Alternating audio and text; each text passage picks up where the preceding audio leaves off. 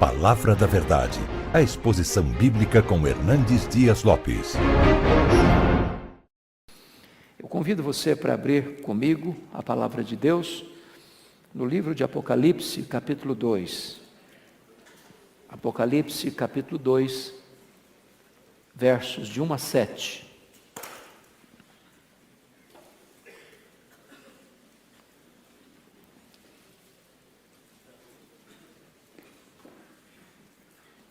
Carta à igreja de Éfeso.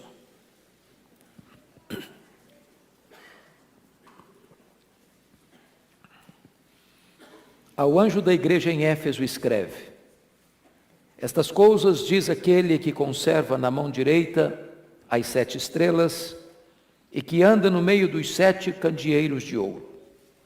Conheço as tuas obras, tanto o teu labor como a tua perseverança, e que não podes suportar homens maus, e que puseste à prova os que a si mesmos se declaram apóstolos e não são, e os achaste mentirosos. E tens perseverança, e suportaste provas por causa do meu nome, e não te deixaste esmorecer. Tenho, porém, contra ti que abandonaste o teu primeiro amor. Lembra-te, pois, de onde caíste, arrepende-te e volta à prática das primeiras obras.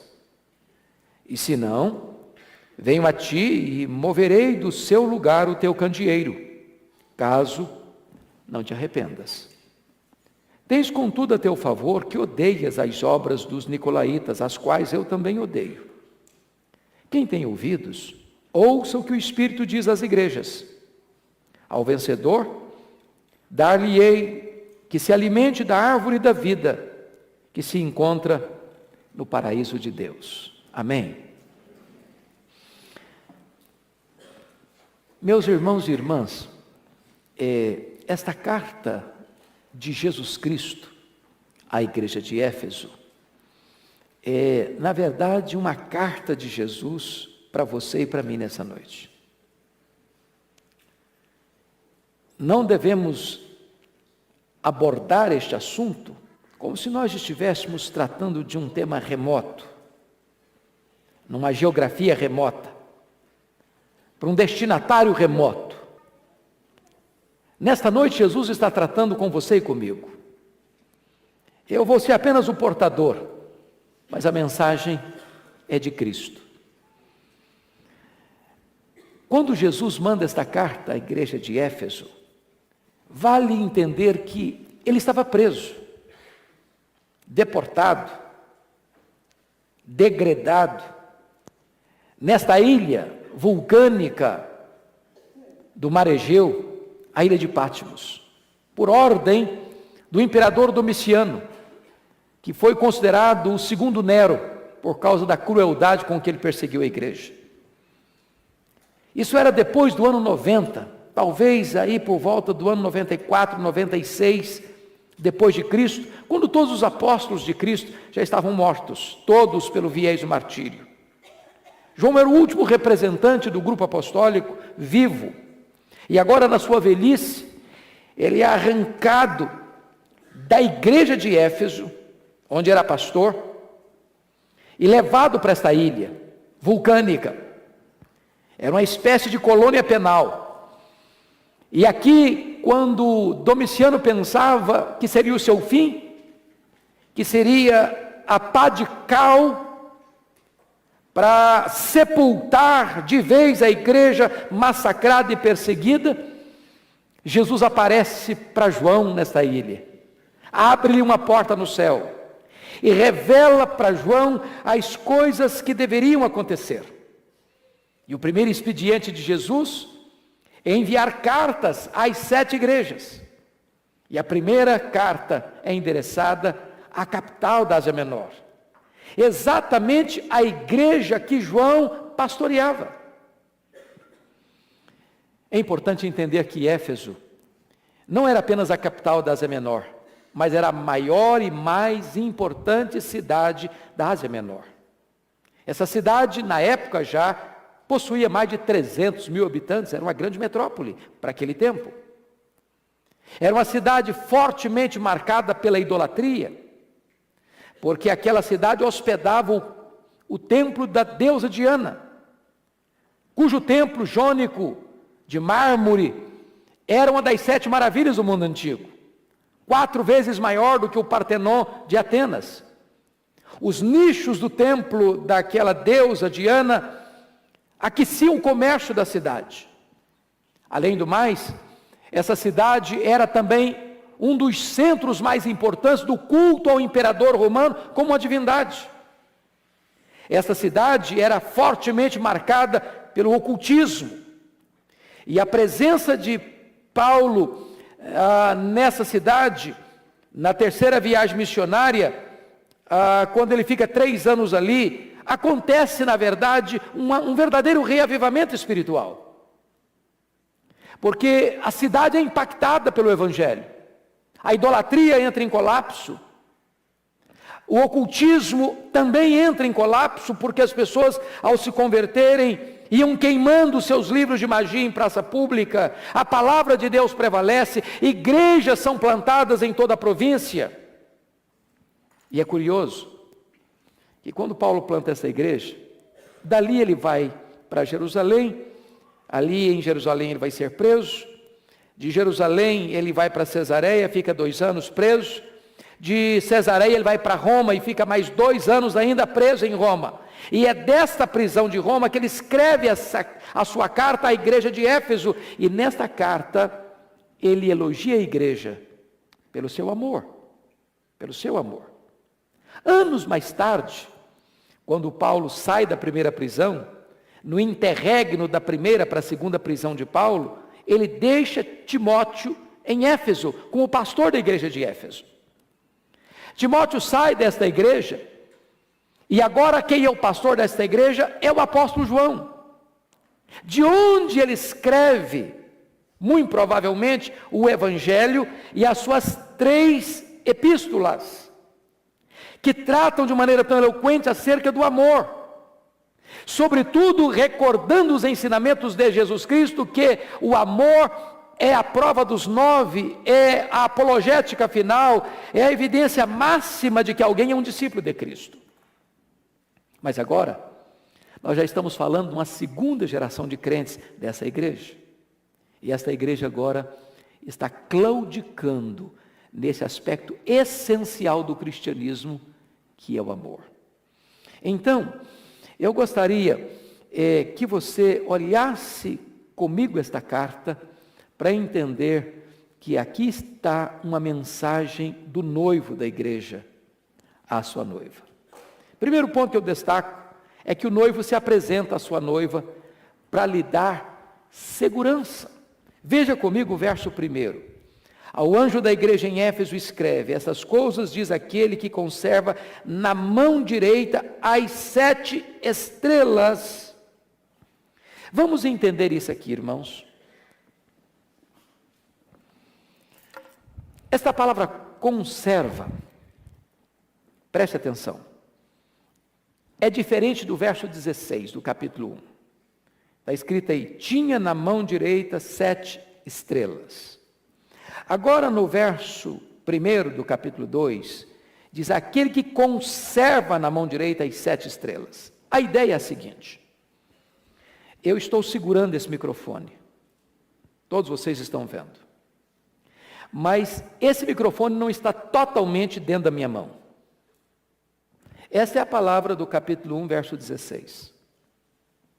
Mas a palavra do capítulo 2, verso 1, quando diz: aquele que conserva na mão direita as 7 estrelas, eu estou segurando uma chave agora, de um carro, que está totalmente dentro da minha mão. Essa é a ideia de conserva. Sabe o que significa isso? Significa que você, que eu, que nós, estamos completamente dentro da mão de Jesus Cristo. Guardados, protegidos. Foi por isso que ele disse lá em João, capítulo 10, versículo 28, que ele dá às suas ovelhas a vida eterna e ninguém as arrebata da sua mão. Então ele se apresenta para mostrar para esta igreja que Ele segura a igreja, que você está protegido, que você está guardado, que você está completamente seguro nas suas mãos. Notem mais, Ele se apresenta para dizer que Ele está no meio da sua igreja. É isso que está aí. O anjo da igreja em Éfeso escreve essas coisas, diz aquele que conserva na mão direita as 7 estrelas e que anda no meio dos 7 candeeiros de ouro. Ele está andando aqui também nessa noite. Irmãos, isso é magnífico. Porque quando você vem para um culto público, você não vem apenas porque o ambiente é agradável, você não vem apenas porque você encontra pessoas que são afins, que você ama, que você aprecia, e é um ambiente gostoso, onde temos comunhão. Você vem com a perspectiva e convicção de que Jesus está aqui. Onde estiverem 2 ou 3 reunidos em meu nome, ali eu estou, Ele está aqui. É por isso, irmãos, que nunca podemos perder de vista a possibilidade do extraordinário acontecer, das intervenções sobrenaturais acontecerem, dos grilhões se partirem, dos olhos se abrirem, dos ouvidos serem desbloqueados, do coração ser tocado, da vida ser transformada, porque o Jesus Todo-Poderoso está aqui neste lugar, nesta noite. Mas notem vocês, por que Ele está aqui? Para que Ele está aqui? Quando você nota essa presença de Jesus andando no meio das igrejas, Ele está andando para sondar, para exortar, para corrigir, para disciplinar, para consolar, para restaurar. Meus irmãos, nem eu, nem você, temos capacidade de saber a verdadeira necessidade de cada pessoa que entrou aqui hoje. Porque cada pessoa que entrou aqui hoje, talvez necessite de Jesus algo diferente um do outro. Quem sabe tem gente aqui hoje que está precisando de salvação. Quem sabe tem gente aqui hoje que está precisando de uma palavra de consolo. Quem sabe tem gente aqui hoje que está precisando de uma palavra de correção. Quem sabe tem gente aqui hoje precisando de cura para a sua alma. E Jesus que está aqui e que conhece cada coração, que sonda cada coração, é poderoso para suprir todas as suas necessidades. Segunda coisa que eu quero destacar: o noivo elogia sua noiva pelas suas virtudes. E a primeira virtude que o noivo elogia nesta igreja, elogia esta igreja, é a fidelidade desta igreja à palavra, à sã doutrina. Notem comigo, por gentileza, o verso de número 2. Conheça as tuas obras, tanto o teu labor como a tua perseverança, que não pode suportar homens maus, que puseste à prova os que a si mesmos declaram apóstolos e não são, e os achaste mentirosos, e tens perseverança, e suportaste provas por causa do meu nome, e não te deixaste esmorecer. O que está acontecendo na igreja de Éfeso, por ser um centro do culto ao imperador, quando alguém dizia assim: eu sou crente, eu sou um cristão, eu confesso Jesus como Senhor da minha vida. Isso era um grande desafio, isso era um grande risco, isso era um grande perigo, isso era uma grande ameaça. Isso era a mesma coisa de colocar a sua cabeça a prêmio. Mas a despeito do perigo, a despeito da ameaça, a despeito da perseguição, a despeito das pressões de todos os lados, aquela igreja, os membros daquela igreja permaneciam fiéis à palavra de Deus. Eles não negociavam a verdade, eles não transigiam com os absolutos de Deus, eles não negavam a verdade absoluta de Deus. E notem, em tempos de perseguição, vão surgir o que Jesus chamou de falsos apóstolos, para pregar um evangelho mais adocicado, mais ao gosto do freguês, mais palatável. O que estava acontecendo é que, na verdade, muitos obreiros itinerantes se levantavam, percorrendo as igrejas, dizendo assim: eu sou um apóstolo. Eu sou um apóstolo.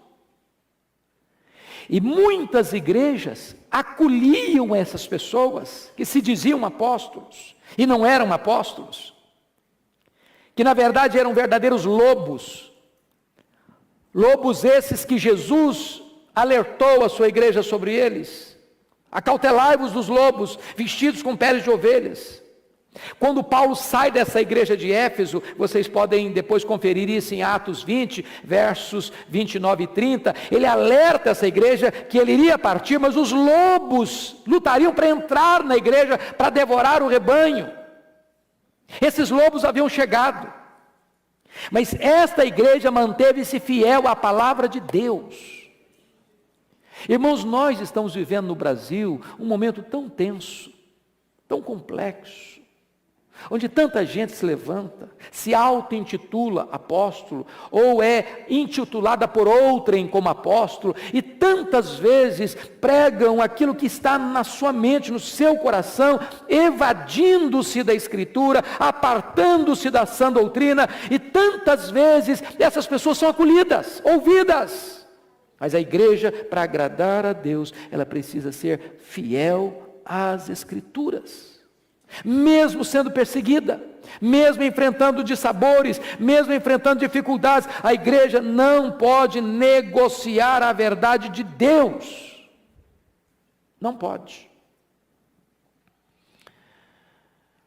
Notem que aqueles que se autoproclamavam apóstolos e não eram pessoas que queriam holofotes, eram pessoas que queriam ser estrela, eram pessoas que queriam reconhecimento, eram pessoas que queriam o bônus do ministério e não o ônus do ministério. E Paulo diz que esta igreja manteve-se firme. Quando eu olho o cenário religioso da nossa nação, eu vejo que tantas vezes falta-nos aquele sentimento bereano de examinar o que o pregador diz. Não importa quem seja o pregador, se Pedro ou Paulo, você precisa ouvir com a Bíblia aberta, você precisa ouvir com os ouvidos atentos, você precisa ouvir com o seu aspecto de examinar se o que está sendo dito é exatamente o que está na palavra de Deus. Porque Deus não tem compromisso com a palavra do pregador, Deus tem compromisso com a sua palavra. A palavra que não volta para Deus vazia, não é a palavra do pregador, é a palavra de Deus. Agora, se o pregador, não importa se Paulo ou se Pedro está pregando e pregando a palavra de Deus, favor, atente para o que está sendo dito, porque a voz é de homem, mas a palavra é do próprio Deus. Agora notem, Jesus está elogiando essa igreja. E está elogiando essa igreja porque ela, de fato, não tolera doutrinas estranhas entrando no seu arraial. Eu tive uma experiência há alguns anos que eu fiquei muito impressionado. Foi lá na cidade de Vitória, eu fui convidado para pregar numa igreja evangélica, um culto de gratidão por alguns irmãos candidatos evangélicos naquele pleito político que haviam alcançado vitória, e então reuniram-se várias igrejas para esse culto de gratidão. Para meu espanto, eu escuto o seguinte, de um homem que já tinha os cabelos brancos como eu, que tinha mais tempo de pastorado que eu, dizendo o seguinte: meus irmãos, eu acabo de vir de Goiânia, dizia ele, onde teve uma reunião dos apóstolos. E nesta reunião dos apóstolos, concluiu-se que o problema do Brasil é maldição. E que nós temos que quebrar essa maldição que está sobre o Brasil. E nós então contratamos um avião para jogar óleo de cima para baixo, ungir o Brasil nos pontos cardeais. E eu comecei a ficar pasmo com o que eu estava ouvindo. E para ficar mais inquieto ainda, esse pastor disse, e o problema do Estado do Espírito Santo é o mesmo. E nós já contratamos um avião, já jogamos o óleo, e agora nós vamos recolher uma oferta para pagar o avião. E eu fiquei pensando, meu pai, se o problema do Brasil fosse jogar óleo, era bom fazer um contrato com a Petrobras, embora não é tão seguro mais. Seria tão fácil resolver? Quantas pessoas apelando para expedientes místicos, forâneos à palavra de Deus, apartando-se da palavra de Deus. E o que é triste, irmãos, é que talvez um dos maiores problemas da igreja evangélica brasileira é a perda de neurônios. É a incapacidade de pensar, de refletir, de ouvir e filtrar o que está se ouvindo, passando isso pelo crivo da Escritura. O Senhor Jesus Cristo vai dizer que esta igreja não suportava a doutrina dos falsos apóstolos, e ele chega a dizer lá no versículo 6 ainda, tens contudo a teu favor, que odeias as obras dos nicolaítas, as quais eu também odeio. O que significa isso? Era uma igreja que não tinha apenas zelo pela doutrina, mas tinha também zelo pela moral, pela ética. Por quê?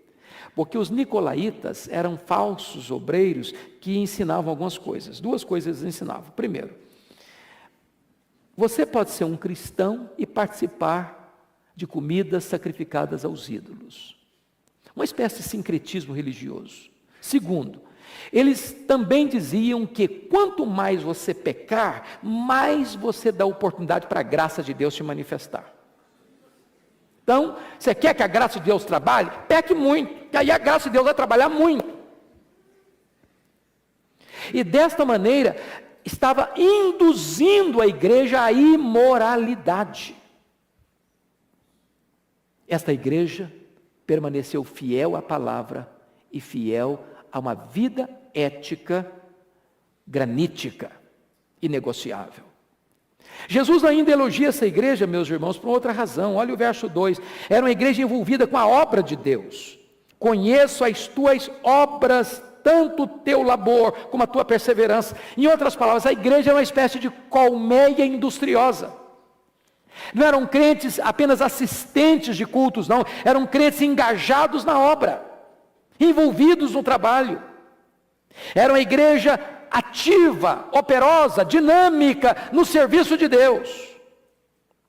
Mas em terceiro lugar, você vai notar que essa igreja era uma igreja que perseverava na tribulação. Verso 3, e tens perseverança e suportaste provas por causa do meu nome.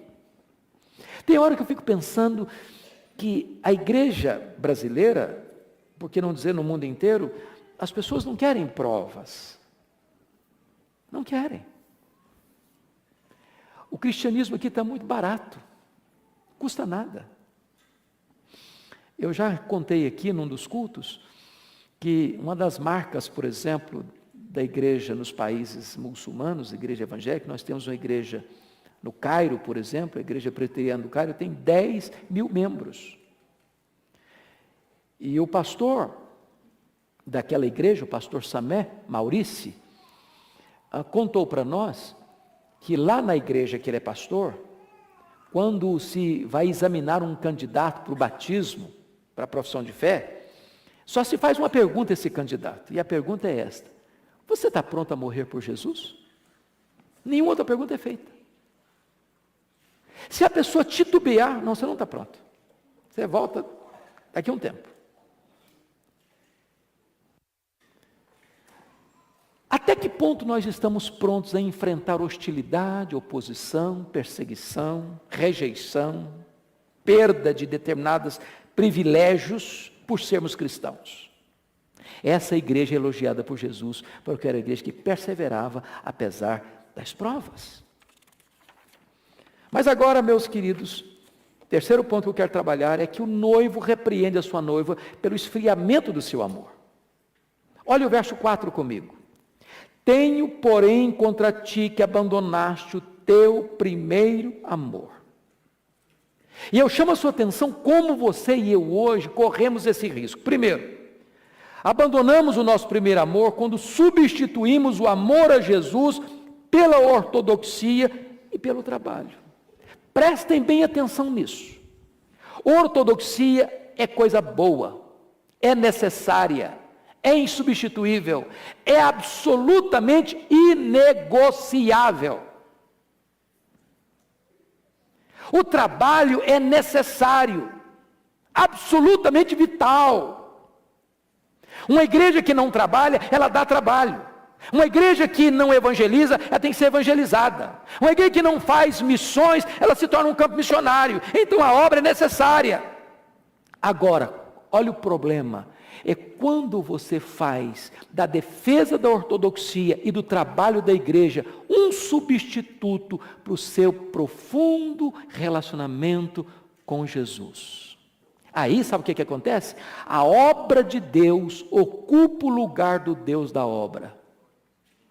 E eu quero dizer para você que a maior prioridade sua e minha não é fazer a obra de Deus. A maior prioridade sua e minha é conhecer e ter intimidade com o Deus da obra. Porque a obra de Deus é consequência do nosso relacionamento com Ele e um substituto do nosso relacionamento com Ele.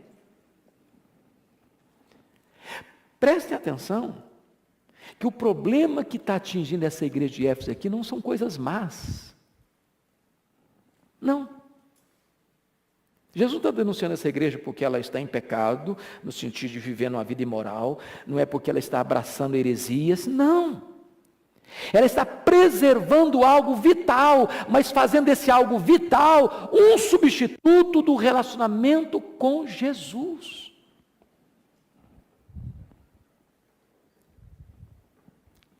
Deixa eu ilustrar isso.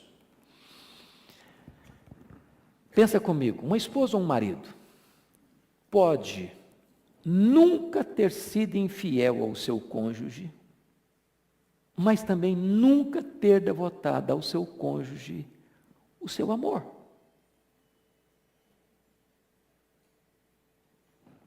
E sabe, irmãos, às vezes nós abandonamos o nosso primeiro amor e substituímos esse amor pelo nosso zelo religioso. Somos extremamente zelosos. Somos assim bem dedicados, metódicos, quase que zelosos como os fariseus, dos detalhes. Somos capazes de morrer pela nossa denominação, morrer pela nossa doutrina, lutar bravamente para defender determinados aspectos importantes da nossa teologia, e devemos lutar mesmo por isso, mas ao mesmo tempo que nós bravamente lutamos por isso, perdemos a alegria, perdemos a devoção, perdemos o calor do coração, perdemos o brilho dos olhos, perdemos o entusiasmo com essa relação pessoal com Jesus. Vira mecânico. Bota no piloto automático. De repente vir para a igreja é rotina. De repente participar de um culto é rotina. De repente cantar louvores é rotina. De repente ler a Bíblia é rotina. De repente tudo isso é feito no piloto automático e nada disso mexe mais, nada disso entusiasma mais, nada disso queima o coração mais. Você vem, você volta, a vida é a mesma, a rotina é a mesma, nada acontece que enche o seu coração de gozo na presença de Deus. O amor se esfria quando o nosso conhecimento teológico não nos move a nos afeiçoarmos mais a Deus. Pensem comigo nisso. Quanto mais conhecimento você tem, mais quebrantado, mais piedoso você deveria ser. Corre-se o risco, como alertou Jonathan Edwards, da gente ter muita luz na cabeça e não ter fogo mais no coração. Parece-nos que quanto mais as pessoas estudam, quanto mais elas conhecem, quanto mais elas se informam, quanto mais informação teológica ela tem na cabeça, mais árida fica a vida. Irmãos, Jesus está nos alertando que nós não podemos substituir o conhecimento por uma relação íntima, pessoal e profunda com o Senhor Jesus Cristo. Porque aqui corre-se o risco, sabe de quê? Se abraçar o que se chama de ortodoxia morta. Sabe o que é ortodoxia morta? Você faz uma prova com a pessoa sobre teologia. Pega o catecismo de ponta a ponta, de A a Z. Pega um manual de teologia da boa, de A a Z. A pessoa segue direitinho. Você não consegue pegar um desvio, uma coisa que ser, não, isso aqui não é certo, não, isso aqui não é bíblico, não, isso aqui não tem base. Tudo bonitinho. Passa com nota 100, com elogios. Mas o coração está seco. A alma está árida, não tem mais brilho nos olhos, não tem mais fogo no coração, não tem mais deleite na oração, não tem mais prazer na intimidade com Deus. Eu tenho, porém, contra ti, que tu abandonaste o teu primeiro amor. Mas sabe o que mais? Nós abandonamos o nosso primeiro amor quando nós temos habilidade para examinar os outros, mas não temos capacidade de examinar a nós mesmos. Notem isso, essa igreja olhava os falsos apóstolos, não, você está ensinando heresia, você está ensinando coisa errada, você está vivendo a vida errada, você não está certo, o que você está falando não é bíblico, e eles estavam certos nesse diagnóstico. Mas eles que tinham habilidade de identificar erros doutrinários nos outros, não conseguiam diagnosticar falta de amor neles mesmos. Nós somos muito mais criteriosos, muito mais profundos em examinarmos os outros, do que identificarmos o erro no nosso próprio coração. Eu tenho uma coisa, porém, contra ti, disse Jesus, é que tu abandonaste o teu primeiro amor. Quarto ponto que eu quero tratar com você: o noivo oferece à sua noiva a chance de um novo recomeço. E começa com o verso 5 assim: lembra-te, pois, de onde caíste. O nosso problema é que nós temos uma amnésia espiritual. Nós nos esquecemos. E veja você que ele não está pedindo que o crente se lembre do seu pecado, não. Ele não está dizendo, lembra do pecado que você cometeu nesse, não. Lembra de onde caíste. Onde você tomou uma direção errada, onde você fez uma conversão errada, onde você deixou de ter aquela vida devocional profunda, onde que começou isso? Volta lá, volta lá. Lembra do pródigo? Ele lembrou de quê? Da casa do pai. Mas ele não só lembrou da casa do pai, ele diz, levantar-me-ei, irei ter com meu pai. Volta lá no começo, volta lá onde você se desviou, recomeça a sua vida, lembra-te, pois, de onde caíste. Segunda coisa é, arrepende-te. Arrependimento não é emoção, arrependimento é atitude, é decisão.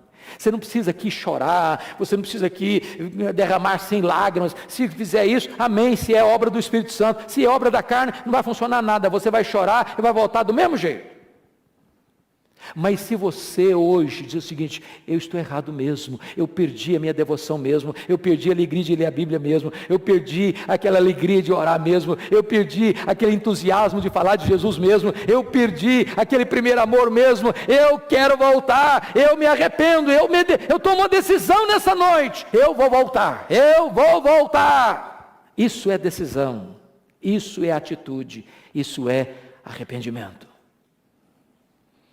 Terceiro, volta à prática das primeiras obras. Deixa eu fazer uma pergunta bem pessoal. Você hoje consegue identificar um tempo na sua vida em que você pode ter convicção de que você já foi mais piedoso do que está sendo hoje? mais consagrado do que está sendo hoje, mais dedicado do que está sendo hoje. Você se lembra daquele tempo em que você se ajoelhava e a Bíblia parecia viva, queimava o seu coração? Você ia para uma vigília de oração e a noite passava e você tinha deleite em Deus? Você lembra daquele tempo que você não conseguia sair sem um folheto no bolso, sem falar de Jesus para quem estava do seu lado? Volta, volta, volta, para que os melhores tempos do seu passado sejam medidas mínimas do que Deus vai fazer na sua vida e através da sua vida daqui para frente. Volta. Mas ainda, há uma solene advertência. Olha o verso 5. Por favor. E se não, venho a ti e moverei do seu lugar o teu candeeiro, caso não te arrependas. Um candeeiro é feito para brilhar. Se ele não brilha, ele é inútil. Inútil. Mas um candeeiro não tem luz própria. Ele só reflete a luz. Quem é a luz é Jesus. Se eu perco a intimidade com Jesus, eu deixo de brilhar. Se eu deixo de brilhar, eu perco a minha razão de viver. Como candeeiro. Sabe o que aconteceu com Éfeso? Essa igreja não existe mais. Hoje é um montão de pedras. Por quê? Porque Jesus não só faz promessas, mas Jesus também exerce juízo. E o juízo começa pela casa de Deus. Mas eu termino. O último ponto que eu quero destacar com vocês é que há uma promessa. Há uma promessa.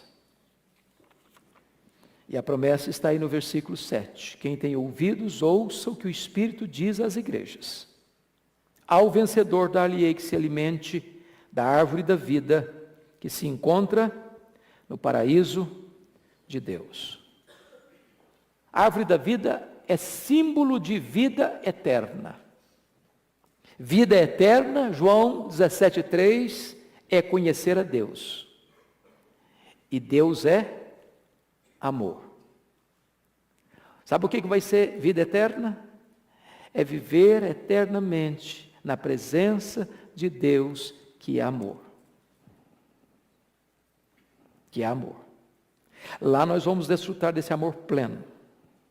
E hoje Ele está aqui dizendo o seguinte: volte ao seu primeiro amor. Porque amor é o que nós vamos ter por toda a eternidade.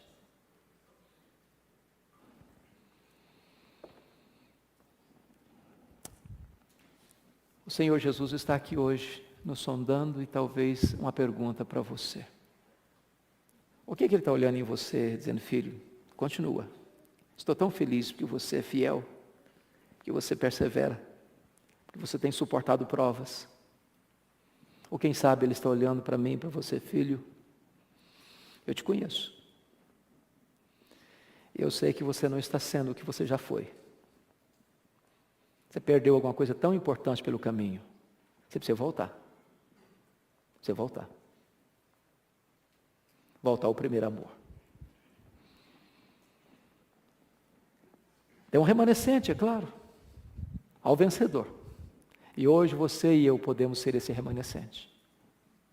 E a ordem é: quem tem ouvidos, ouça o que o Espírito diz às igrejas. Você quer voltar? Você precisa voltar. Vamos voltar ao primeiro amor. Pedir que Deus reavive a nossa alma, que Deus inflame o nosso coração, que Deus aqueça a nossa vida, que Deus nos torne um graveto seco a pegar fogo, para que esse fogo aqueça a gente, inflame a gente, santifique a gente, purifique a gente. Esse fogo se alastre para outras pessoas também. Eu quero orar com você. Se você deseja voltar ao primeiro amor, Fique em pé onde você está, eu quero orar e interceder em seu favor.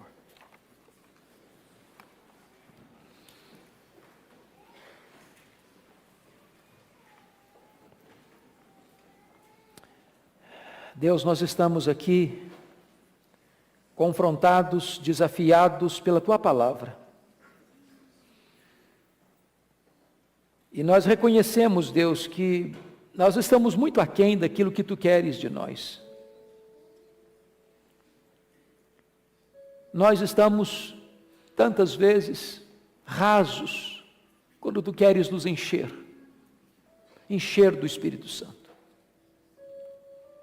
Tantas vezes, enamorados com tantas coisas atraentes deste mundo, quando Tu queres nos dar o melhor desta terra, a Tua presença, a Tua intimidade, a alegria de fruir a Tua presença, de glorificar o Teu nome, de estarmos na presença daquele que é santo, glorioso, belo, formoso, majestoso.